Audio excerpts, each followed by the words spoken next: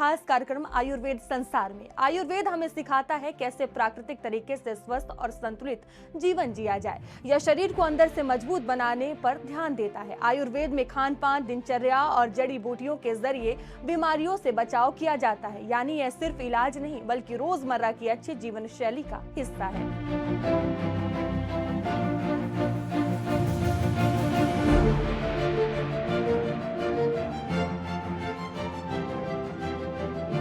अब बात करते हैं एक ऐसी बीमारी की जो तेजी से लोगों को अपनी चपेट में ले रही है, मधुमेह यानी डायबिटीज। मधुमेह एक ऐसी समस्या है जिसमें शरीर में शुगर का स्तर बढ़ जाता है। अगर समय रहते ध्यान ना दिया जाए तो यह कई दूसरी बीमारियों की वजह बन सकता है। इसी विषय पर और जानकारी के लिए हमारे साथ मौजूद हैं आयुर्वेद विशेषज्ञ doctor JK Pandey ji. Sir, आपका बहुत स्वागत है भारत समाचार पर। सर, आज हम डायबिटीज को लेकर बात कर रहे हैं जिसको मधुमेह कहा जाता है। इसे आयुर्वेद की नजर से किस तरह से समझा जाए? देखिए, मधुमेह, जिसे हम आधुनिक भाषा में डायबिटीज़ भी कहते हैं, आयुर्वेद में इसका बहुत विस्तार से वर्णन है। डायबिटीज़ एक जीवन शैली से उत्पन्न होने वाली व्याधि है। इसका मुख्य प्रमाण रक्त में ग्लूकोज की मात्रा बढ़ जाना होता है।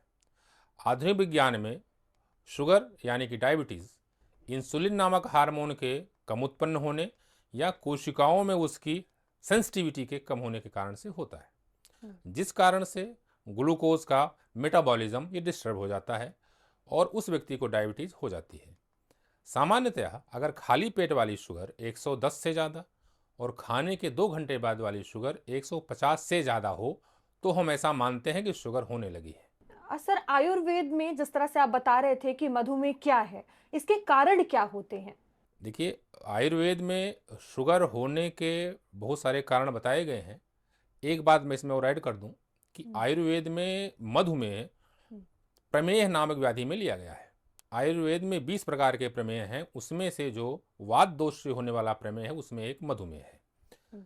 बहुत सारे कारण हैं, लेकिन हम उनको संक्षेप में अगर कहें तो व्यायाम न करना, बहुत ज़्यादा मीठा खाना, बहुत ज़्यादा सोना, बहुत ज़्यादा मात्रा में ठंडा पानी पीना, दूध के पदार्थ ज़्यादा खाना, अत्यधिक मांसाहार करना और नए अन्न का सेवन, यह आयुर्वेद में प्रमेह के उत्पन्न होने के कारण होते हैं। जिन लोगों के माता पिता को डायबिटीज़ है उनको भी डायबिटीज़ होने की संभावना ज़्यादा रहती है।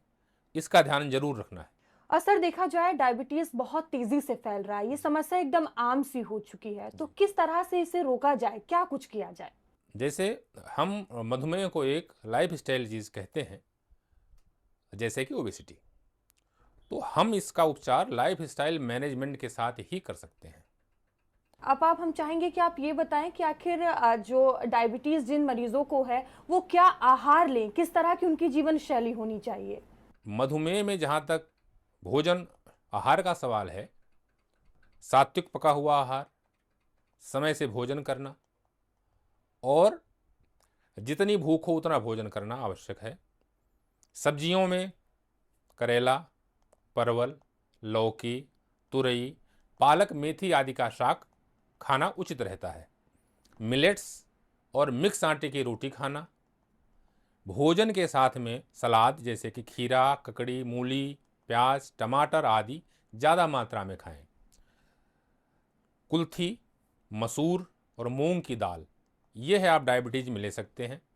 देखिए, जहाँ तक डायबिटीज़ में क्या ना खाएं इसका सवाल है, तो आप जानते हैं कि मीठी चीज़ें नहीं खानी, चीनी वाले पदार्थ, भटूरे, पूड़ी, पराठे, बासी खाना, बहुत ज़्यादा ठंडा भोजन नहीं करना है और ख़ास बात कि बिना भूख लगे और बिना समय के खाना न खाएं। और तो सर, आप ये बता दें कि डायबिटीज में क्या करना लाभदायक साबित हो सकता है? चूँकि हमने बताया कि डायबिटीज़ एक लाइफ स्टाइल बीमारी है, तो व्यायाम इसमें सबसे लाभदायक है। पैदल चलना या थोड़ी जॉगिंग करना, अपनी क्षमता के अनुसार व्यायाम करना, यह मधुमेह में सबसे उत्तम है। सर, मधुमेह में क्या घरेलू उपचार कर सकते हैं, क्या करना चाहिए? देखिए, मधुमेह में बहुत सारी चीज़ें हैं जिसका हम घरेलू उपचार के रूप में प्रयोग कर सकते हैं। खीरा, करेला, टमाटर, नीम के पत्ते, सदाबहार, तुलसी, इनका जूस निकाल के खाली पेट 1 गिलास पीना बहुत लाभ करता है। सबसे अच्छा है गिलोय, ये हर जगह उपलब्ध भी है, पंसारी के यहाँ भी मिल जाती है। काढ़ा बनाकर इसका खाली पेट पीना और शाम को खाना खाने से 1 घंटा पहले लेना। इससे मधुमेह नियंत्रण करने में बहुत सहायता मिलती है। दूसरा घरेलू उपचार कर सकते हैं कि 1 चम्मच आंवला लें और आधा चम्मच हल्दी का चूर्ण, इसको भोजन से आधे घंटे पहले लेना। यह मधुमेह में बहुत लाभ करता है। सर आप ये बता दें कि डायबिटीज में क्या करना लाभदायक साबित हो सकता है?